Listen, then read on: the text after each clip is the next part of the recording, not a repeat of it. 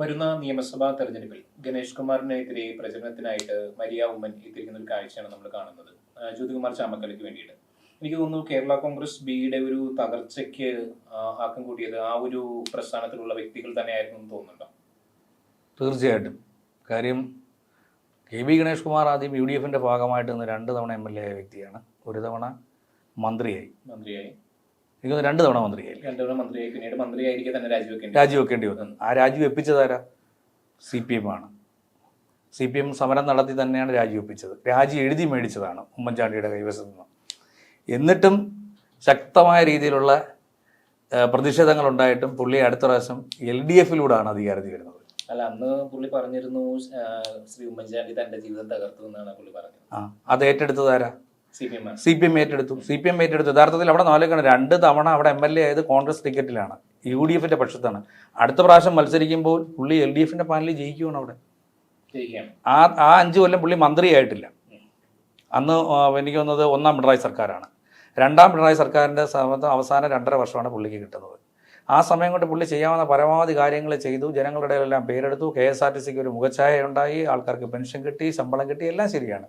പക്ഷേ ഇതെല്ലാം കഴിയുമ്പോഴും ആർ ബാലകൃഷ്ണയുടെ പാർട്ടിക്കകത്ത് ഒരാളെ കൂടെ വളർത്താൻ പുള്ളി ശ്രമിച്ചില്ല എന്നൊരു പരാതി. അല്ല, അതിന് അദ്ദേഹം പറയുന്ന മറുപടി എന്ന് പറയുന്നത് കൊട്ടാരക്കരയും പത്തനാപുരവും മാത്രമല്ലേ അവരുടെ ബേസ് ആയിട്ടുള്ളൂ. അതിനപ്പുറത്തേക്ക് ഒരു ബേസ് ആയിട്ട് അവർക്ക് മറ്റു മണ്ഡലങ്ങളിലേക്കൊന്നും ഇല്ലല്ലോ. കൊട്ടാരക്കര മണ്ഡലം യഥാർത്ഥത്തിൽ ആർ ബാലകൃഷ്ണയുടെ കൈവശമായിരുന്നല്ലോ. ആർ ബാലകൃഷ്ണ ഐഷാപ്പൊറ്റി തോൽപ്പിച്ച് കൊണ്ടുവരുന്നു. ആ സമയത്ത് അന്നേരം ആ സീറ്റ് അവർക്ക് തിരിച്ചു കിട്ടാമല്ലോ. അതിന് ആൾക്കാരില്ലേ, പ്രവർത്തകരില്ലേ. ഇപ്പോൾ ആൾക്കാർ പറയും വാളകം മുതൽ പിന്നെ ഏനാത്ത പാലത്ത് തീരുന്നതെന്നൊക്കെ പറച്ചിലേ ഉള്ളൂ. പക്ഷേ അദ്ദേഹത്തിന് വലിയ പഞ്ചമുള്ള കക്ഷിയാണ്. നമ്മൾ ഏറ്റവും ഒടുവിൽ അദ്ദേഹത്തിന് ചെന്നപ്പെട്ടുള്ള ആ വിവാദം പരിശോധിച്ച് നോക്കിയിട്ടുണ്ടെന്നുണ്ടെങ്കിൽ ആ വിവാദം ആദ്യം ഒന്ന് കുത്തിപ്പോക്കുന്നു. അദ്ദേഹത്തിന്റെ ഭാര്യ തന്നെ അദ്ദേഹത്തിനെതിരെ പരാതിയുമായിട്ട് വരുന്നു. പോലീസിൽ കംപ്ലൈന്റ് ചെയ്യുമെന്ന് പറയുന്നു. പിന്നീട് ആ വിവാദം ഉടലെടുത്ത പോലെ തന്നെ അത് കെട്ടടങ്ങുന്ന ഒരു കാഴ്ചയാണ് നമ്മൾ കാണുന്നത്. അത് യഥാർത്ഥത്തിൽ അവരെന്തിനാ ചെയ്തതെന്ന് ഇപ്പോഴും ഒരു പിടുത്തമില്ല. അത് LDF-നെ ആദ്യം ഒരു ശിഥിലമാക്കേണ്ട ഒരു പദ്ധതി ഇദ്ദേഹത്തിൽ നിന്നാണ്. അതല്ല, അത് ആർ ബാലകൃഷ്ണയുടെ എന്ന ഈ പാർട്ടി, RB പിള്ളയുടെ ഈ പാർട്ടി ഗണേഷ് കുമാറിൽ നിന്ന് മാറ്റി മറ്റൊരാളെ അവിടെ പ്രതിഷ്ഠിക്കുക. അപ്പോൾ ഗണേഷ് കുമാറിനെതിരെ ഒരു ലൈംഗിക അപവാദം ഉണ്ടാകുമ്പോൾ പുള്ളി രാജിവെക്കും. പുള്ളി രാജിവെച്ച് കഴിഞ്ഞാൽ ആ സ്ഥാനത്തേക്ക് അദ്ദേഹം കൊണ്ടു നടക്കുന്ന ആരെങ്കിലും ഒരാളെ MLA സ്ഥാനത്തേക്ക് കൊണ്ടുവരണമല്ലോ. ഇപ്പോൾ പത്തനാപുരത്ത് മത്സരിക്കാൻ ഒരാളെ കൊണ്ടുവരണമല്ലോ. അങ്ങനെ ആരോ ഒരാൾ അവിടെ തയ്യാറായിട്ടുണ്ടായിരുന്നു. ആ തയ്യാറായ വ്യക്തിയായിരിക്കാം ചിലപ്പോൾ അദ്ദേഹത്തെ കൊടുക്കാൻ ശ്രമിച്ചത്. കാരണം കുടുക്കിക്കഴിഞ്ഞാൽ പിന്നീട് വരുന്നത് UDF ഭരണമാണെങ്കിൽ കൂട്ടുനിന്ന് വേണമെങ്കിൽ പറയാം. കാര്യം വെച്ച് കഴിഞ്ഞാൽ അവർ യഥാർത്ഥത്തിൽ ഗണേഷ് കുമാറിനെ കുറിച്ച് എല്ലാം അറിയാവുന്ന ഒരു വ്യക്തിയാണ്. വിവാഹം കഴിക്കുമ്പോൾ മുമ്പ് തന്നെ അറിയത്തില്ലായിരുന്നു. അവർ ഏഷ്യാനെറ്റിന്റെ പ്രതിയായിട്ടിരിക്കുന്ന അവർക്ക് കെ ഗണേഷ് കുമാറിനെ കുറിച്ച് വ്യക്തമായി അറിയാം. ഗണേഷ് കുമാർ ആരാന്നറിയാം, എന്തൊക്കെ ചെയ്യുമെന്ന് അറിയാം, ധാരണയുണ്ട്. പിന്നീട് എന്തിനാണ് ആ വീട്ടിൽ പോയി അത്തരത്തിലൊരു ഷോ നടത്തിയത്? ആ ഷോ നടത്തിയിട്ടുണ്ടെങ്കിൽ അത് മറിക്കാൻ തന്നെയായിരുന്നു. അല്ല, ആ ഷോ നടത്തിയതിനു ശേഷം നിമിഷ നേരങ്ങൾക്കുള്ളിലായിരുന്നു അവർ പിന്മാറുന്നത്. ഒരു ദിവസത്തോടു കൂടി, എനിക്കൊന്ന് 2 ദിവസം അത് ഓടി. ആ സംഭവം 2 ദിവസം ആ സംഭവം കൂടി. 2ാമത്തെ ദിവസമാണ് അത് സെറ്റിലായി മാറി. വലിയൊരു ബിസിനസ് താല്പര്യങ്ങൾ അതിനിടയിൽ നടന്നിട്ടുണ്ടാവും. അങ്ങനെ ഒരു സാധ്യതയുണ്ട്. ബിസിനസ് താല്പര്യമല്ല ഇത്, മറിച്ച് UDF-ലേക്ക് കൊണ്ടുപോകുക എന്നുള്ളൊരു സംവിധാനമാണ്. കാരണം കെ ഗണേഷ് കുമാർ ഇല്ലാതാകുമ്പോൾ ആ സ്ഥാനത്തേക്ക് പകരം ഒരാളെ കൊണ്ടുവരുന്നു. അദ്ദേഹം അവിടെ മത്സരിക്കുന്നു. അദ്ദേഹം മത്സരിച്ച് കഴിഞ്ഞാൽ 100% ജയിക്കും. കാരണം അവിടെ LDF-ന്റെ പാനലിൽ ജയിക്കുകയോ അല്ലെന്നുണ്ടെങ്കിൽ അത് UDF-ലേക്ക് മറിയുകയോ ചെയ്യും. എന്നിട്ട് കേരള കോൺഗ്രസ് ബിയുടെ പാനലിൽ മന്ത്രിയാകുക എന്നതായിരിക്കും അത് അവർ വന്നാടെ ഉദ്ദേശം. ചിലപ്പം ഇനി ആ ചെയ്യാൻ ഉദ്ദേശിച്ചവരെ എന്തായാലും അദ്ദേഹത്തിൻ്റെ കൂടെ എപ്പോഴും 10 പേര് ആ വീട്ടിന്റെ പരിസരത്തുണ്ടായിരുന്നു. ഈ 10 പേരെ മൊബൈൽ ഫോൺ പരിശോധിക്കണം. അല്ലെങ്കിൽ ഇപ്പൊ 20 പേരുണ്ടായി, 20 പേരും പുള്ളിയെ താങ്ങി നടക്കുന്നതാണ്. 20 പേരെ നമ്പർ പരിശോധിക്കണം. ആരാണ് ഒറ്റിയെന്ന് അറിയണമല്ലോ. എന്തായാലും കോൺഗ്രസ് നിന്ന് ആരും വന്ന് ഒറ്റത്തില്ല. അദ്ദേഹത്തെ താങ്ങി നടക്കുന്ന വ്യക്തികൾ തന്നെയാണ് അദ്ദേഹത്തെ ഒറ്റിയത് എന്നുള്ളത് വ്യക്തമാണ്, ഉറപ്പായിരിക്കും. അല്ലാതെ പുറത്തുനിന്ന് ആരും വന്ന് ചെയ്യാൻ പറ്റും. ഇപ്പൊ ജ്യോതികുമാർ ചാമക്കാരുടെ ആൾക്കാരൊന്നും വന്ന് അവിടെ വന്ന് പണി നടത്താൻ പോകുന്നില്ല. ആര് വരും? CPM ആരെങ്കിലും ചെയ്യും. കാരണം CPM ആണ് പുള്ളിയെ പ്രൊട്ടക്ട് ചെയ്ത് നിർത്തിയിരിക്കുന്നത്. അതും അതിനോടൊപ്പം തന്നെ ഒരു ഫാർമസ്യൂട്ടിക്കൽ കമ്പനിയുമായി ബന്ധപ്പെട്ടുകൊണ്ട് ഒരു വ്യവസായി ഇദ്ദേഹത്തിന്റെ ഭാര്യയുമായിട്ട് ചർച്ച നടത്തിയെന്നും കുറെ നീക്കുപോക്കുകൾ നടത്തി എന്നുള്ള വാർത്തകളും കേൾക്കുന്നുണ്ട്. അദ്ദേഹമാണ് ഫൈനലായി പോയി ചർച്ച നടത്തിയെന്നാണ് അറിഞ്ഞത്. കാരണം ഈ ബിന്ദുവിന്റെ പാലക്കാട്ടെ വീട്ടിലേക്കാണെന്ന് തോന്നുന്നു പോയതും പുള്ളി പോയി ചർച്ച നടത്തിയെന്നും ആ ചർച്ചയുടെ ഭാഗമായിട്ട് 5000 കാമുകിമാരോടൊത്ത് പോയതിന്റെ വിഷമം മാത്രമേ ബിന്ദുവിനുള്ളൂ. അല്ലാതെ വേറെ ഒന്നും പരാതിയില്ല. ഗണേഷ് ഏട്ടൻ വളരെ നീറ്റാണെന്ന് പറയുകയുണ്ടാവുകയും ചെയ്തു. യഥാർത്ഥത്തിൽ അവർ എന്തിനു വേണ്ടി ചെയ്തു? ഇപ്പം നമ്മുടെ തന്നെ അവിടെ തന്നെ പിണറായി മന്ത്രിസഭയിൽ തന്നെ ഉള്ളതാണ് മുകേഷ്. അദ്ദേഹവും സിനിമാ നടനാണ്. അദ്ദേഹം വിവാഹം കഴിച്ചിട്ടുണ്ടായിരുന്നു. 2ാമത് വിവാഹം കഴിച്ചിട്ടുണ്ട് മേതിൽ ദേവിക.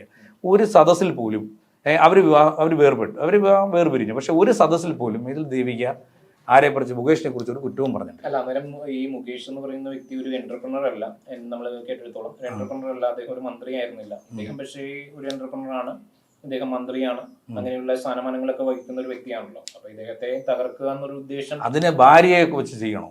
ഭാര്യയെ പോയി ചെയ്യേണ്ട കാര്യമുണ്ടോ? അത് അംഗീകരിക്കാൻ നിൽക്കേണ്ട കാര്യമുണ്ടോ? അദ്ദേഹത്തിന്റെ ഭാര്യ എന്തിനാണ് ആ പണിക്ക് പോകുന്നത്?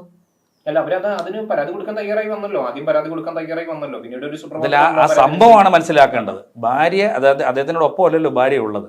അദ്ദേഹം താമസിക്കുന്ന വീട്ടിൽ, വാടകത്തെ വീട്ടിൽ അദ്ദേഹം താമസിക്കുമ്പോൾ ആ വീട്ടിൽ അദ്ദേഹം മറ്റൊരു സ്ത്രീയുമായി ബന്ധപ്പെടുന്നുണ്ടെന്നുള്ളത് വിളിച്ചു പറയുക. അത് ആര് വിളിച്ചു പറയുന്നു?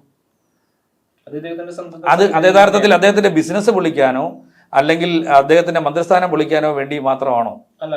മൊത്തത്തിൽ എതിരെ മറിക്കുക എന്നുള്ളതാണ്. ഒരു പാർട്ടിയെ തന്നെ ഇല്ലാതാക്കുക എന്നുള്ളതാണ്. കാരണം കേരള കോൺഗ്രസ് ബി എന്നുള്ളതിന്റെ കാരണം ബാക്കി എല്ലാത്തിനും ആയിരിക്കണം. ഇപ്പൊ CMB നമുക്ക് എടുക്കാം. CMBക്കകത്ത് വന്നത് പിന്നെ ശ്രീ എം പി രാഘവൻ മരിച്ചതിന് ശേഷവും മരിക്കുന്നതിന് മുമ്പ് തന്നെ അരവിന്ദേഷൻ, അതുപോലെ തന്നെ PP പോള്, MK കണ്ണൻ, പിന്നെ CP ജോൺ, ഏറ്റവും പ്രധാനപ്പെട്ട സ്വന്തം മകനെ വളർത്താൻ അത് ശ്രമിച്ചില്ല. അതിന് മകനെ വളർത്തിക്കൊണ്ടുവന്നത് CPM ആണ്. അത് പിന്നെ CPM പാളയത്തിലേക്ക് കൊണ്ടെത്തിച്ചതാണ്. പക്ഷേ അതിനു മുമ്പ് CP ജോൺ ഇപ്പോഴും UDFന്റെ ഭാഗമായി തന്നെ നിൽക്കുന്നുണ്ട്. പക്ഷേ കേരള കോൺഗ്രസ് ബിയുടെ ഭാഗത്തുനിന്ന് ഒരാളില്ല, KB ഗണേഷ് കുമാർ അല്ലാതെ. അതുകൊണ്ട് KB ഗണേഷ് കുമാറിനെ മറിച്ചിട്ടുകൊണ്ട് പകരം ഒരാളെ അവിടെ പ്രതിഷ്ഠിക്കുക. ആ പ്രതിഷ്ഠിക്കുന്ന ആളെ ഇപ്പൊ LDFന്റെ പാർട്ടി ജയിപ്പിച്ചെടുക്കുകയോ ചെയ്താൽ പോലും കേരളത്തിൽ UDF ആണ് അധികാരത്തിൽ വരുന്നെങ്കിൽ അവർ UDFിലേക്ക് പോകും. അതോടുകൂടി KB ഗണേഷ് കുമാർ എന്നുള്ളത് കേവലം ഒരു സിനിമാ നടനിലേക്ക് മാത്രം ഒതുങ്ങുകയും ചെയ്യും.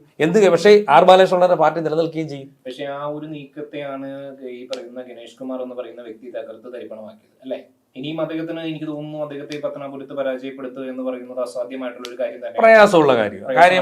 കാരണം പിന്നെ അദ്ദേഹം ഇനി ആരൊക്കെ ശ്രമിച്ചെന്ന് പറഞ്ഞാൽ ഒരുപക്ഷെ UDF ആണ് അധികാരത്തിൽ വരുന്നതെങ്കിൽ അദ്ദേഹം UDFിലേക്ക് ചേക്കേറില്ല എന്ന് പറയാനായിട്ട് യാതൊരു അതിപ്പം നമുക്ക് ഇതിനകത്ത് പറയാൻ വെച്ചാൽ ഇപ്പം കേരളത്തില് നിയമസഭ തല്ലിപ്പൊളിച്ചിട്ടുണ്ട്. അത് KM മാണിക്ക് വേണ്ടിയാണ് തല്ലിപ്പൊളിച്ചത് ആരാ? LDF ആണ്. CPM ആണ് അതിന്റെ പ്രധാന കക്ഷി. പക്ഷേ ഇപ്പം മാണി ഇപ്പൊ ആരുടെ കൂടാണ്? CPM-നൊപ്പമാണ്. ഇതേ KB ഗണേഷ് കുമാറിന്റെ അച്ഛൻ പിന്നെ ഇടമലയാർ കേസിനകത്ത് പിന്നെ ജയിലിൽ പോകുന്ന സമയത്ത് മുന്നിട്ടിറങ്ങി. അത് മാത്രമല്ല അതിന്റെ കൂടെ മാത്രമല്ല, പിന്നെ പറഞ്ഞില്ലേ CPM-കാര് പിന്നെ ഇതുപോലെ ചൂട്ടും കൊണ്ട് നടക്കുന്ന വ്യക്തികളാണെന്ന് KB ഗണേഷ് കുമാർ പത്തനാപുരത്ത് പ്രസംഗിച്ചിട്ടുള്ളത്. ഇന്ന് KB ഗണേഷ് കുമാറിനെ നിർത്തുന്നതാരാ? പിടിച്ചു നിർത്തുന്നതാരാ? CPM മാത്രം. ഈ CPM വിചാരിച്ചാൽ മാത്രമേ ജയിക്കത്തുള്ളൂ താനും. അല്ല, എനിക്ക് തോന്നുന്നു ഒരുപക്ഷെ സോളാർ കേസിൽ ഉമ്മൻചാണ്ടി സർക്കാരിനെ തരിപ്പണമാക്കിയതിന്റെ ഒരു പാരിതോഷികമാണോ ഇന്ന് ഈ പറയുന്ന നമ്മുടെ മുഖ്യമന്ത്രി ഗണേഷ് കുമാർ നൽകുന്നത് എന്ന് തോന്നുന്നില്ല. സംശയമില്ലാത്ത കാര്യം അല്ലെന്ന് പറയാൻ പറ്റൂ. കേരളത്തിൽ ഏതെങ്കിലും ഇപ്പൊ ഈ പിന്നെ കഴിഞ്ഞ 10 കൊല്ലം ഇവിടെ ഒരു പ്രതിപക്ഷം ഉണ്ടായിരുന്നു? പ്രതിപക്ഷം എന്നുള്ള പേരിന് പോലും ഇല്ലാത്തതിന്റെ കാര്യം എന്തുവാ? ഇപ്പൊ നമ്മുടെ നാട്ടിൽ പറയില്ല, ഈ പടക്കക്കാരനെ ഉടുക്കു കൂട്ടി പേടിപ്പിക്കില്ലെന്നൊക്കെ പറയുന്നില്ലേ നാട്ടിൽ? കോൺഗ്രസ് പാർട്ടി എന്ന് പ്രതിപക്ഷത്തിൽ ഇരുന്നിട്ടുണ്ടോ എന്നെല്ലാം വൻ പരാജയമായിരുന്നു. കോൺഗ്രസ് ഒരു പ്രതിപക്ഷത്തിന്റെ യാതൊരു കടമയും കോൺഗ്രസ് നിറവേറ്റിയിട്ടില്ല. UDF എന്നുള്ള സംവിധാനം തന്നെ നിറവേറ്റിയിട്ടില്ല. പിന്നെ ജനങ്ങൾ പൊറുതിമുട്ടിക്കൊണ്ട് UDFന് വോട്ട് ചെയ്യുന്ന ഒരു പ്രക്രിയയാണ് നമ്മൾ പാർലമെന്റ് ഇലക്ഷന് പിന്നീട് കേന്ദ്ര പൊളിറ്റിക്സ്. സമരം ചെയ്യാനുള്ള കപ്പാസിറ്റി ഇടതുപക്ഷത്തിനേ ഉള്ളൂ. അതിപ്പോ എക്സ്പെഷ്യലി പറയുവാണെങ്കിൽ CPM സമരം ചെയ്യുന്ന പോലൊന്നും ഒരു കാരണവശാലും കോൺഗ്രസിനെ കൊണ്ട് ചെയ്യാൻ പറ്റത്തില്ല. ഈ 10 കൊല്ലവും അവർ അധികാരമില്ലാതെ നിന്നതാണ്. ഈ അധികാരമില്ലാതെ നിന്നിട്ടും ഈ കേരളത്തിലൊരു പിന്നെ രണ്ട് പാർലമെന്റ് ഇടപെടൽ, ഈ 2 പാർലമെന്റ് ഇടപെടൽ ഏറ്റവും കൂടുതൽ സീറ്റ് വാങ്ങിയതാരാ? UDF ആണ്. UDFന് ജയിക്കാൻ ഈസിയാണ്. അല്ല, അത് പക്ഷേ ഒരു വ്യത്യസ്തമായ ഒരു പൊളിറ്റിക്സ് ആണല്ലോ. രാഹുൽ ഗാന്ധി കേന്ദ്രത്തിൽ പ്രധാനമന്ത്രിയാകുമെന്ന് കേരളത്തിൽ ഒരു ജനവിഭാഗം ഇപ്രാവശ്യം കരുതിയിട്ടുണ്ട്. അതിന്റെ ഭാഗമായിട്ട് ജയിക്കുന്നു. അപ്പൊ ഇനി ഏത് രീതി കരുതും? വേറെ ആര് വരും? കേരളത്തിൽ നിന്ന് CPM-ന് എത്ര പ്രതിനിധികൾ, ഇന്ത്യയിൽ എത്ര പ്രതിനിധികളുണ്ട്? പിന്നെ അതോടൊപ്പം തന്നെ ന്യൂനപക്ഷങ്ങളുടെ ഒരു കൺസോൾട്ടേഷനും കോൺഗ്രസിന് അനുകൂലമായിരുന്നു. അപ്പൊ ആ കാര്യങ്ങളൊക്കെ കൊണ്ടാണല്ലോ കോൺഗ്രസ് ജയിക്കുന്നത്. ഈ ന്യൂനപക്ഷത്തിന്റെ കൺസോൾട്ടേഷൻ കൊണ്ടല്ലേ ഈ 2 തവണയും CPM അധികാരത്തിൽ വന്നത്? ഇപ്പം അത് മതി. അത് പാർലമെന്റിലേക്ക് വരുമ്പോഴത്തേക്ക് അവർ ന്യൂനപക്ഷങ്ങളുടെ സംരക്ഷകനായി കാണുന്നത് രാഹുൽ ഗാന്ധി ആണെങ്കിൽ, നിയമസഭയിലേക്ക് വരുമ്പോൾ നമുക്കറിയാം ആ ഒരു CA-NRC കാലഘട്ടം ഒക്കെ ആയിരുന്നല്ലോ. അപ്പൊ അതിൽ സംരക്ഷകനായി കണ്ടത് പിണറായി വിജയനായിരുന്നു. ഇതിപ്പോ നോക്കുകയാണെന്നുണ്ടെങ്കിൽ CPM-നാണെങ്കിലും ഇപ്പം കേന്ദ്രത്തിൽ പോയാൽ എന്തെങ്കിലും കാര്യങ്ങൾ വെച്ചിട്ട് പ്രതിപക്ഷത്തിരിക്കുന്ന രാഹുൽ ഗാന്ധിയെ കണ്ടേ പറ്റൂ. വേറെ ആരെങ്കിലും ഉണ്ടോ? ആകെ നമുക്ക് കുറച്ച് രാജ്യസഭാ പ്രതികളുണ്ട്. അതിൽ ഒന്ന് A റഹീം, പറയുന്ന എന്തോന്നും പോലും തിരിയില്ല. പിന്നെ ആകെ സംസാരിക്കാൻ അറിയുന്ന ബ്രിട്ടാസിനാണ്.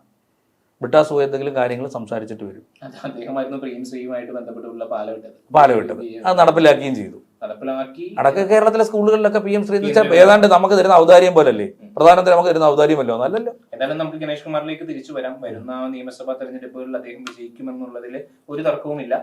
അദ്ദേഹത്തെ തകർക്കാൻ ശ്രമിച്ച ശക്തികൾ തരിപ്പണമാകുന്ന ഒരു കാഴ്ചയാണ് നമ്മൾ കണ്ടുകൊണ്ടിരിക്കുന്നത്. ഇനി അങ്ങനെ തന്നെ സംഭവിക്കത്തുള്ളൂ. അത് തന്നെ സംഭവിക്കുന്നുള്ളൂ. പക്ഷെ അദ്ദേഹത്തിന്റെ പാർട്ടി എന്ന് പറയുന്നത് ഇത്തവണ വീഴേണ്ടതാണ്. അത് വീഴാതെ പോയി എന്ന് വേണം പറയാം.